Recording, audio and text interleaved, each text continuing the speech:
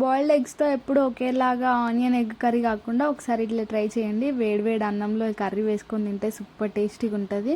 Eggs boil చేసుకొని పొట్టు తీసుకొని వాటిని ఎగ్ వైట్ ఎల్లో సపరేట్ చేసేసి వైట్ని చిన్న చిన్న పీసెస్ లాగా కట్ చేసి పక్కన పెట్టుకోవాలి.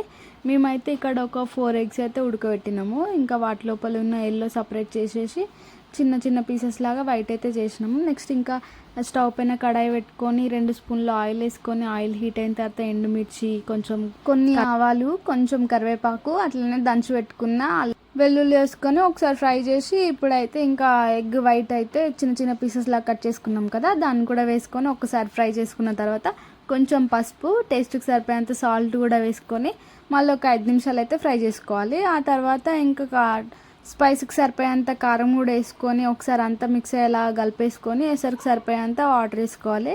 ఎగ్స్ మునిగేంత వరకు వేసుకుంటే సరిపోద్ది. ఆ తర్వాత ఎల్లో అయితే వేసేసుకోవాలి. దీంట్లో మొత్తం అంతా కలిసిలా ఒకసారి మిక్స్ చేసుకొని ఒక 5 to 10 మినిట్స్ హై ఫ్లేమ్లో కుక్ చేసుకున్నామంటే బాయిల్డ్ ఎగ్స్తో కారం అయితే రెడీ అయినట్లే. వేడి వేడి అన్నంలో వేసుకొని తింటే సూపర్ టేస్టీగా ఉంటుంది.